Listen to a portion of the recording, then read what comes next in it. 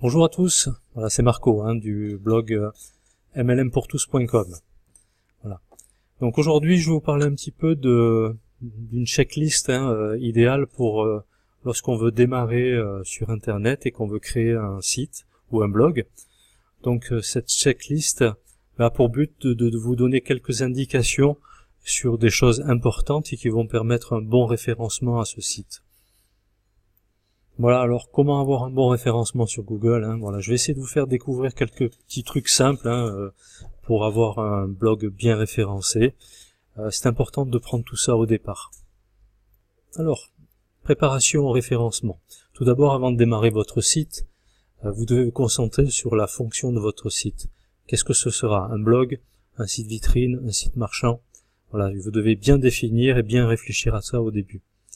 Ensuite, dans quelle niche il va évoluer.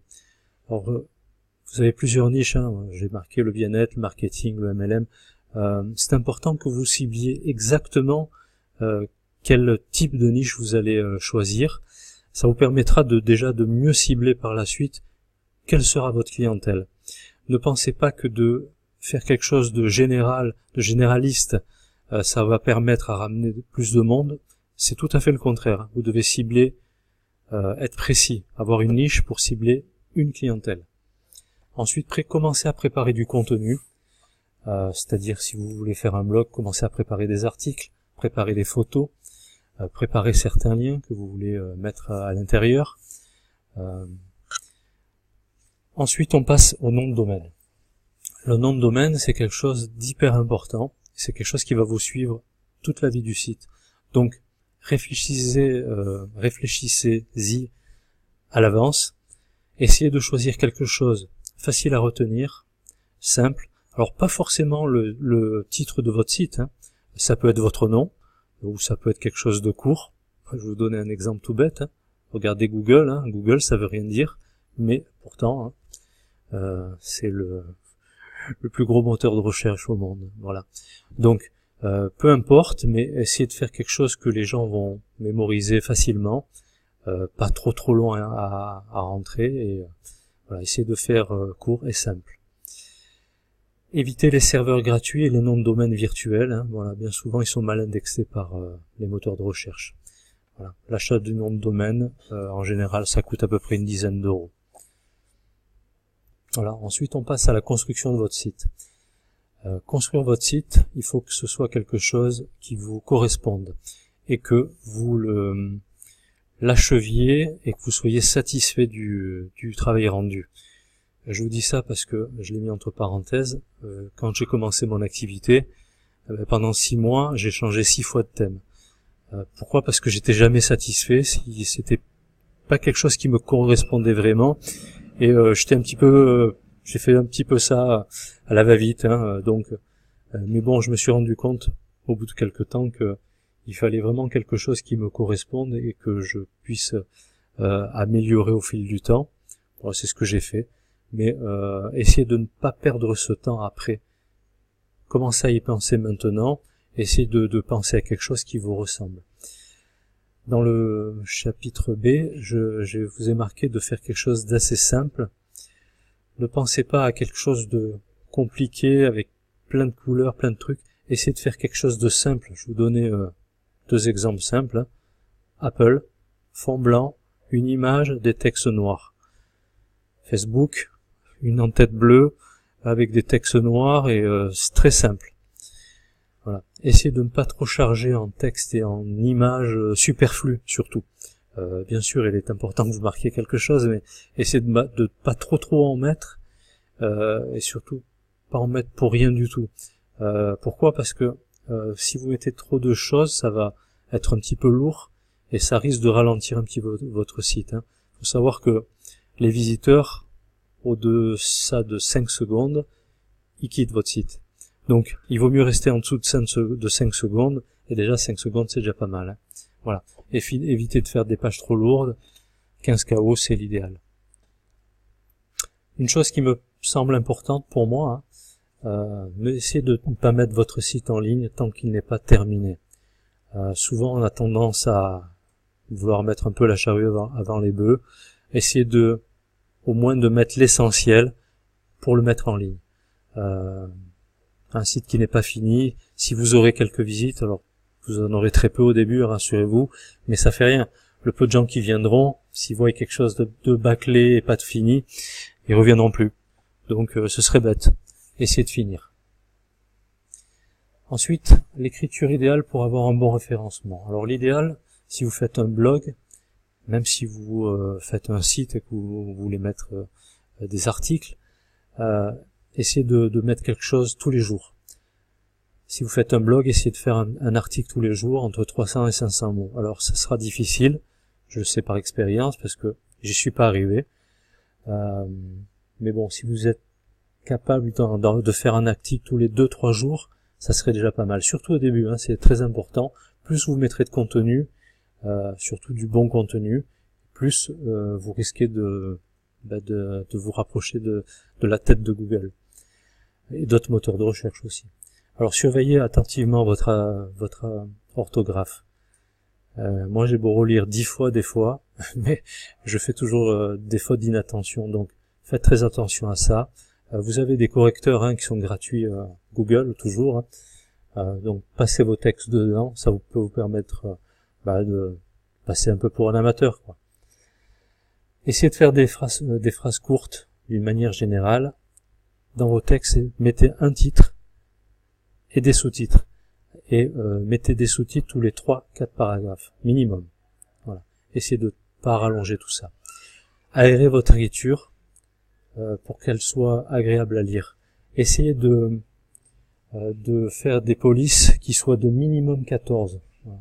C'est plus agréable pour la lecture. Voilà. Il faut savoir que les internautes qui vont arriver sur votre site, c'est pas ce que vous avez, c'est pas votre article d'une manière générale qui va les intéresser, c'est les titres et les sous-titres que vous allez donner. Donc essayez de faire quelque chose qui va capter l'attention des gens. Voilà, ça c'est important. Alors ce 5e chapitre, donc c'est la stratégie du référencement. Alors cette partie est assez importante, essayez de ne pas la négliger. Utilisez un outil. Alors cet outil c'est Google AdWords. C'est un outil qui est gratuit, qui est en ligne. Cet outil va vous permettre de trouver des mots-clés de votre niche. Ça va vous permettre de construire tous vos articles avec ces mots-clés. Ces mots-clés vont pouvoir s'insérer dans les endroits stratégiques. Les titres, les sous-titres, les balises alt, donc c'est les noms que vous allez donner à vos images, puisque Google il peut pas reconnaître l'image, mais si vous marquez quelque chose, il pourra indexer votre site, mieux indexer votre site par rapport à ça. Alors, créer des liens internes, ça s'appelle le maillage. Des liens internes, c'est-à-dire des liens d'un article qui renvoie sur une autre page de votre blog, peu importe, une autre page de formation, une page sur autre chose. Essayez de faire plein de maillages sur toutes vos pages, minimum 2 à 3 liens par page. Interne, ça va équilibrer votre site. Voilà, enregistrez votre site dans Google et MSN. N'utilisez pas de système gratuit de référencement ni de ferme à lien. En général, Google sanctionne tout ça. Donc, essayez de sélectionner des annuaires. Alors ça, par contre, vous pouvez des annuaires qui ont un rapport bien sûr avec votre thème. Voilà, ça peut vous ramener du trafic supplémentaire. Alors le suivi du référencement, c'est primordial de suivre l'évolution de vos visiteurs. Alors pour suivre l'évolution de vos visiteurs, vous avez un outil qui s'appelle Google Analytics. Là encore, c'est un outil gratuit, c'est assez simple à utiliser. Cet outil va vous permettre de suivre un petit peu l'évolution des visites. Alors qu'est-ce que c'est?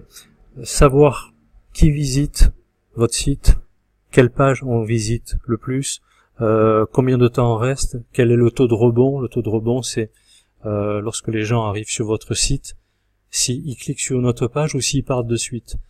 C'est important d'avoir un taux de rebond le plus faible possible. Essayez de visiter les autres sites pour leur donner votre lien et essayez de partager les liens. Ils vous donnent le leur, vous leur donnez le vôtre. Ça va permettre à Google aussi de mieux référencer votre site. Il tient compte des liens rentrants, c'est-à-dire tous les liens qui pointent vers votre site. Essayez de visiter des forums qui sont en relation avec votre niche, laissez des messages, imprégnez-vous un petit peu de ce qui se dit. Des fois vous pouvez apprendre des choses, et puis on sait jamais, être un petit peu en avance sur les autres, c'est pas mal aussi. Alors voilà, donc pour conclure sur tout ça, essayez de mettre en pratique ces petites choses simples. Donc vous verrez que rien qu'avec ça, ça va vous permettre d'avoir un meilleur classement sur les moteurs de recherche. Par contre, ne pensez pas que tout se fera du jour au lendemain. Il faut un petit peu de temps pour le référencement. C'est comme ça que ça se passe.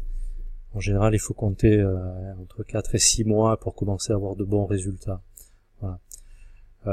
En tout cas, une chose est sûre, c'est qu'au début, lorsqu'on démarre ce genre de choses, enfin en tout cas c'était le cas pour moi, le site, c'est quelque chose qui vous hante un petit peu, vous y pensez jour et nuit, quand vous allez sous la douche, quand vous allez aux toilettes, c'est tout le temps quelque chose que vous avez en tête. Donc une chose essentielle à faire, ayez toujours un petit calepin, un stylo, seront vos 2 meilleurs amis, vous verrez, et dès que vous avez une petite idée, notez-la, parce que en général, on a des idées sur le coup, après on fait un truc, puis après on oublie, puis c'est bête, des fois on a de bonnes idées. Voilà. Alors ensuite, pour finir, essayez de faire quelque chose qui vous ressemble un petit peu, pas quelque chose d'impersonnel. C'est bien d'y mettre un petit peu sa personnalité dans le site. Voilà, que les gens s'identifient un petit peu à ça. Ensuite, l'idéal, c'est toujours d'affiner un petit peu ses connaissances. Peu importe la niche dans laquelle vous serez, lisez, informez-vous, il y a des formations surtout sur le marketing, ça c'est important lorsqu'on a un site. Voilà. Donc tout ça, ce sont des choses que vous verrez par la suite. Voilà. Déjà prenez un bon départ, ce sera déjà pas mal. Bon, en tout cas, je vous remercie de m'avoir suivi.